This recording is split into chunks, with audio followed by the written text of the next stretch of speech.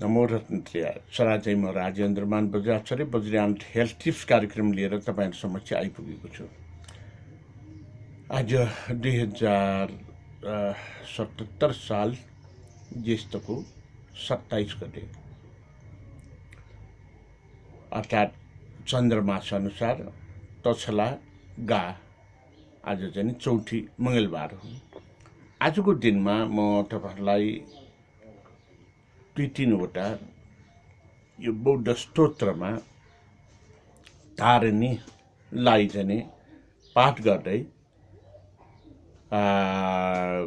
स्मरण शक्ति कसरी बढाउने भन्ने सन्दर्भमा म प्रस्तुत गर्न गइरहेको छु वज्रयान हेल्थ टिप्सको स्वरूपमा।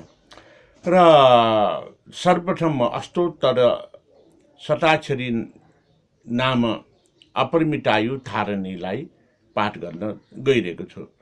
ओम नमो भगवते अपरिमितायुर्ज्ञान सुविनिश्चिता तेजो राजाय तथागताय आरत्वे सम्यक् संबुद्धाय तद्यथाम। ओम पुण्ये पुण्ये महापुण्ये अपरिमित पुण्ये अपरिमितायु पुण्ये ज्ञान संभारो परिचिते सर्व संस्कार परिशुद्धे धर्मो गते गगन समुद्गते स्वभाव विशुद्धे महानये परिवारे स्वाहा।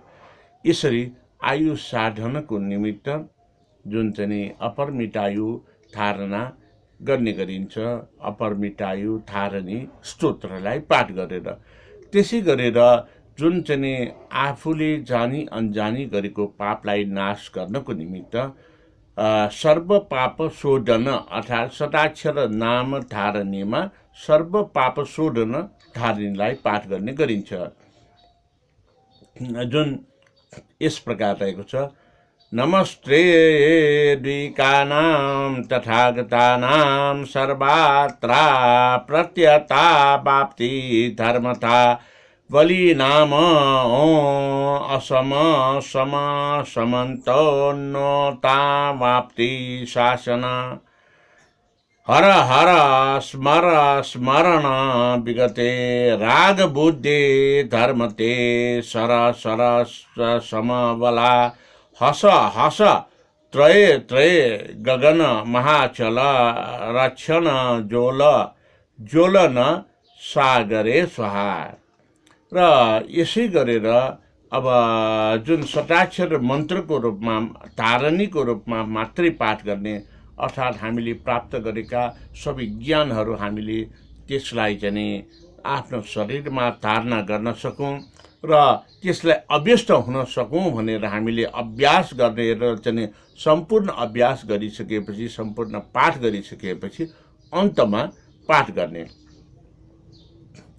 ओम वज्र सत्तो समान्यो समये मनुपालये वज्र सत्तो त्वेन प्रतिष्ठो दीदो मे भव सुतोष्यो मे भव सुपोष्यो मे भव अनुरक्तो मे भव सर्वसिद्धि मे प्रिय च सर्वकर्म सुच मे चित्त श्रियं कुरु हूँ हा हा हा हो भगवान सर्व तथागत वज्र मामे मुन्छ वज्री भव महासमय सत्तो आ। यसैले आफूले प्राप्त गरेका सबै ज्ञानहरूको शुद्ध होस् र त्यसलाई चित्त शुद्ध गरेर मैले अगाडि बढ्न सकौँ भनेर प्रार्थना गर्ने यो शताक्षर नाम तारिणी रहेको छ। र आज यही चाहिँ तारिणीसँगै करिब सम्बन्धित बन्नु पर्यो। हामीले कुनै पनि काम गर्दाखेरि कुशलादि कर्म र अकुशलादि कर्म भन्ने हुन्छ। कुशलादि कर्म निरन्तर त्यसलाई हामीले चाहिँ अगाडि बढ्नुपर्ने हुन्छ। अकुशलादि कर्म यही क्षणमा तुरुन्तै हामीले त्याग्न सक्नुपर्छ, जसको लागि हाम्रो स्मरण शक्ति पनि अद्यावधि हुनु पर्यो, स्मरण शक्ति पनि बलियो हुनु पर्यो। त्यसकारणले स्मरण शक्ति बलियो चाहिँ गर्नको निमित्त र स्मरण शक्ति हामीले चाहिँ ताजा गर्नको निमित्त के गर्ने त, यी कुरालाई म चाहिँ जानकारी गराउन गइरहेको छु। अहिले यो विगत 15-20 वर्षदेखि महत्त्वपूर्ण रूपमा सबैको चाहना भनेको स्मरण शक्ति बढाउने नै तिर लागेको देखिन्छ। किन भन्दाखेरि हाम्रो उमेर ढल्किसकेका बुवामुवाहरू चाहिँ स्मरण शक्ति कम हुने, स्मरण शक्ति कम भएको कारणले गरेर एउटै कुरालाई चाहिँ बारम्बार सम्झाउनु पर्ने, बिर्सने हुन्छ। र जुन बिर्सने रोग, स्मरण शक्ति चाहिँ यो चाहिँ कम हुँदै जाने रोगलाई अल्जाइमर भनेर भन्ने गरिन्छ। अल्जाइमरको कारणले धेरै चाहिँ वृद्धमा एउटा बच्चापन चाहिँ भइदिएको हुन्छ। खाना खाँदै गर्दाखेरि पनि खोइ चाहिँ मैले त खानै पाएन भनेर चाहिँ भन्ने जस्तो, जसको कारणले पारिवारिक कलह पनि हुने गरेको छ। किन भन्दाखेरि जसले बानी व्यवहार र व्यवहारमा त्यहाँ चाहिँ लागि परेको हुन्छ, उसले स्याहार सुसार र जे गर्नुपर्ने त गरिराखेकै हुन्छ। तर चाहिँ कोही पनि व्यक्ति, पारिवारिक नाता पर्ने व्यक्ति अब वृद्ध बा आमालाई हेर्न आउने बेलामा अनि खायो भन्दाखेरि खाए छैन भनेर भनिदिन्छ। अब त्यो समय दिउँसो भइसकेको हुन्छ। भात खायो भन्दाखेरि खाए छैन भनेर भनिदिन्छ। अब भएन फसा। अनि के हुन्छ, बाहिरबाट आएको व्यक्तिले त दिउँसोको यो चाहिँ समयसम्म, खाजा खाने समयसम्म वृद्धलाई बा आमालाई यो घरमा त चाहिँ खानै नखाउने रहेछ भनेर जसले एउटा मनमुटाव चाहिँ सृजना गरिदिन्छ। त्यसकारण बुझ्नेलाई त यो चाहिँ अल्जाइमर रोगको कारण हो भनेर चाहिँ बुझ्न सकिन्छ, बुझ्छ। र नबुझ्नेलाई, जोमा चाहिँ द्वेष भावना हुन्छ, त्यो द्वेष भावना भएको व्यक्तिले अन्यथा लिएर घर कलहसम्म हुन पुग्ने हुँदाखेरि स्मरण शक्ति हामीमा यो चाहिँ रहनु चाहिँ पर्छ। र स्मरण शक्ति कम चाहिँ हुनुको सबभन्दा चाहिँ भनेको यो हामीमा दुर्बलताको कारणले नै यो रोग निम्तिने गर्दछ। जुन रोग निम्तिएपछि यो रोगले हाम्रो स्मरण शक्तिलाई चाहिँ बिर्साइदिन्छ। र यसरी स्मरण शक्तिले चाहिँ पैदा गर्ने समस्याको कुरा त मैले चाहिँ तपाईँलाई चाहिँ जानकारी गराइहालेँ। त्यस कारणले यो स्मरण शक्ति अब चाहिँ कसरी चाहिँ बढाउने भन्ने कुरामा विविध उपायहरू छन् स्मरण शक्ति चाहिँ बढाउने। तपाईँलाई थाहा छ होला, बुद्ध शाक्यमुनि बुद्ध हुनुको निमित्त भन्नु पर्यो, सत्यताको खोजी गर्दै गर्दाखेरि सबैभन्दा अन्तमा ध्यान गरेको भनेको पिपलको बोट, पिपलको रुख। अनि जति पनि मानव बुद्धहरू चाहिँ भए, ती मानव बुद्धहरूले कि आँपको चाहिँ रुख मुनि, कि पिपलको रुख मुनि, कि बरको रुख मुनि ध्यान गर्ने गरेको छ। किन होला? पिपलको सन्दर्भमा त हामीलाई थाहा छ नै छ।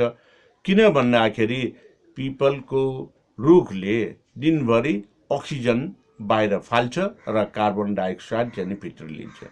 हामी मानवहरूले 24 घण्टा के गर्छौँ? अक्सिजन लिन्छौँ, कार्बन डाइअक्साइड चाहिँ हामी फाल्छौँ। भनेपछि पिपललाई चाहिने कार्बन डाइअक्साइड हामीले फाल्ने अनि पिपलले हामीलाई चाहिँ चाहिने अक्सिजन फाल्ने भनेपछि त्यहाँ एउटा हाम्रो शरीरमा मनज्ञ अक्सिजन प्राप्त गर्ने वातावरण बन्दछ। त्यस कारणले अब यो स्मरण शक्ति चाहिँ कम हुँदै गएको चाहिँ अवस्थामा साधारण खालको चाहिँ जुन चाहिँ 3-4 इन्चीको पिपलको पात, पिपलको चाहिँ यो चाहिँ पातमा अनि त्यहाँ चाहिँ पिपलको रुखमा कहिलेकाहीँ चाहिँ यो चाहिँ पिपलको फल पनि चाहिँ फल्ने गर्छ। तपाईँलाई याद छ कि छैन? जुन चाहिँ यो पिपलको फल चाहिँ फल्ने गरिन्छ।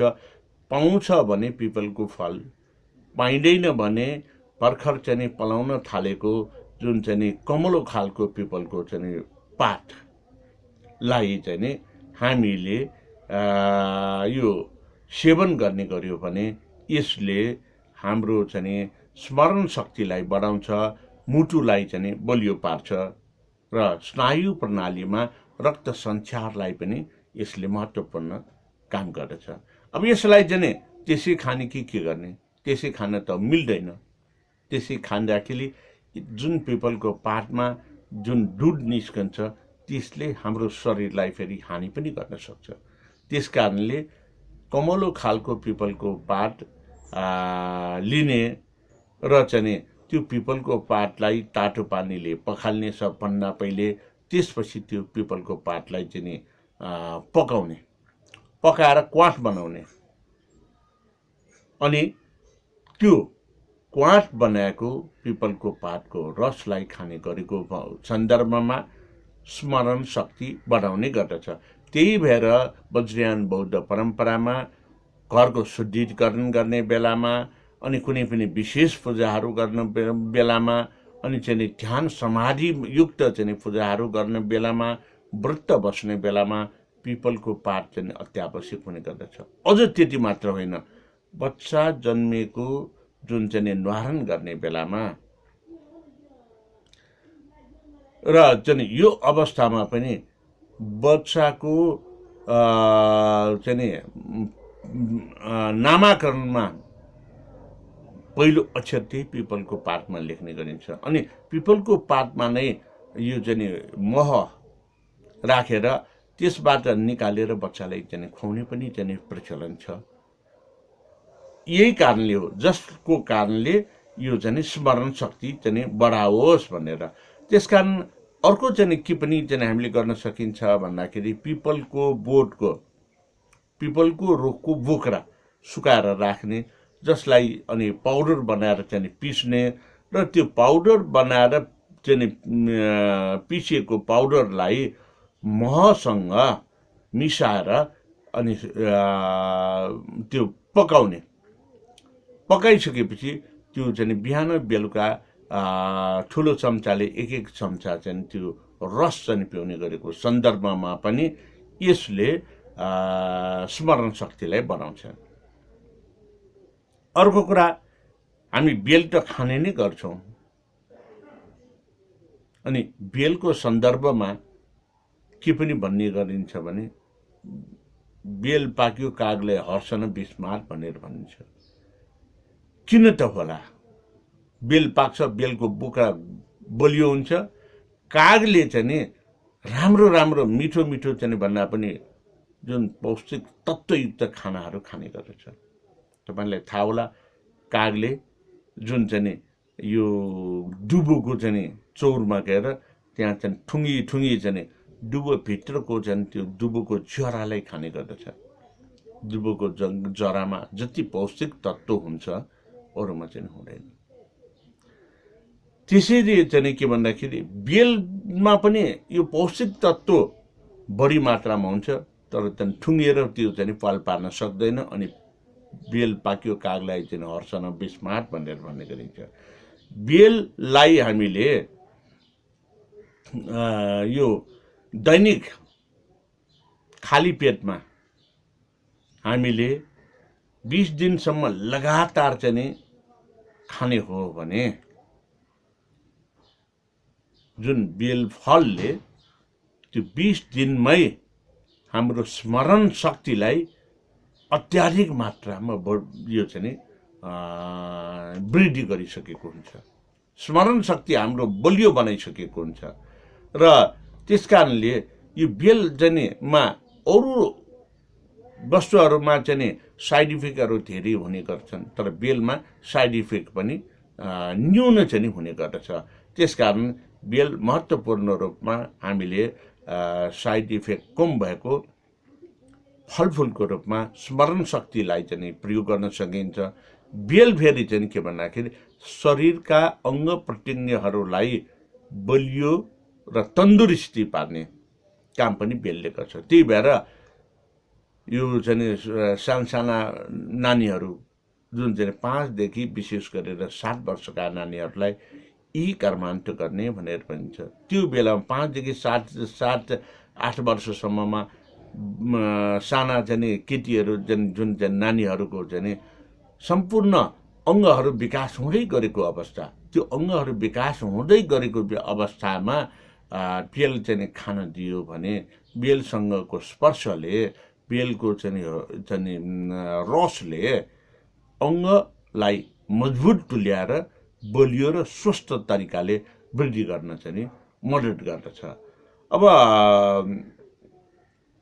त्यसै गरेर चाहिँ हामीले अरू चाहिँ स्मरण शक्तिको निमित्त विभिन्न चाहिँ यो चाहिँ प्रकारका चाहिँ औषधिहरू गुणयुक्त चाहिँ खानेकुराहरू त हामीले दैनिक रूपमा खाइराखेकै हुन्छ।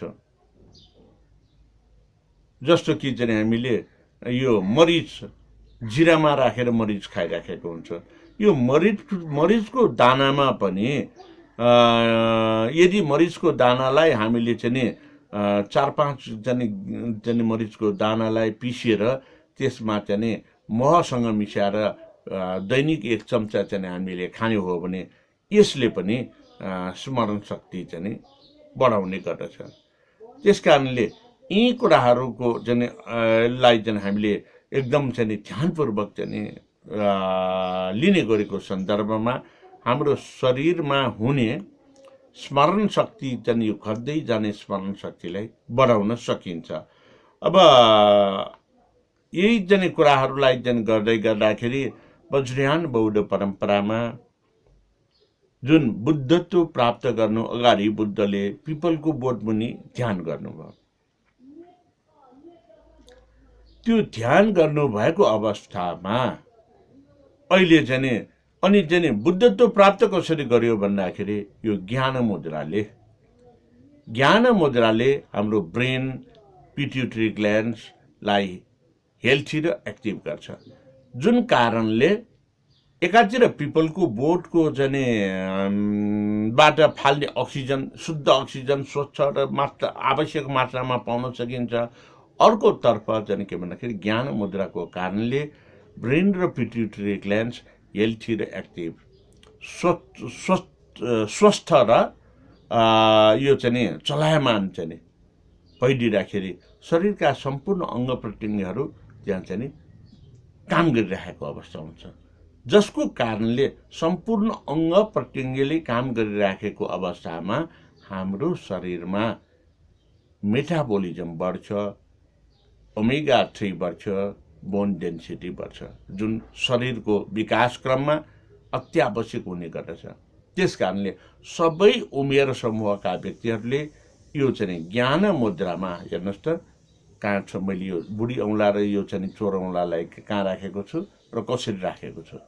यसरी जस्तो कि एक किसिमले भन्ने हो भने शङ्ख आकार, यसरी चाहिँ दुवै हात यो चाहिँ मुद्रा राखेर अनि जसरी बसे पनि हुन्छ, यसरी बसे पनि हुन्छ, यसरी बसे पनि हुन्छ। अब सकिन्छ सबभन्दा पहिले चाहिँ के भन्दाखेरि यो ध्यान मुद्रामा पल्युन्टी कसेर यसरी चाहिँ बस्दाखेरि अति उपयुक्त हुनेछ। जसको कारणले स्मरण शक्ति तपाईँले दैनिक 40 मिनट गरेर हेर्नुहोस्, एक महिनापछि नै तपाईँको स्मरण शक्ति कति बलियो भइसक्छ भन्ने कुरा तपाईँ आफैले अनुभव र अनुभूति गर्नेछन्। यति नै भन्दै आजको यस वज्रयान हेल्थ टिप्स कार्यक्रममा स्मरण शक्ति बढाउने सन्दर्भमा जानकारी दिए। हेरेर लाइक, सेयर र कमेन्टका साथ युट्युबमा सब्सक्राइब पनि गरिदिनु हुन र अरूलाई जानकारी टेलिफोन र मेसेन्जरबाट समेत दिनुहुन अनुरोध गर्दै बिदा हुन चाहन्छु। भवतु सर्वमङ्गलम्।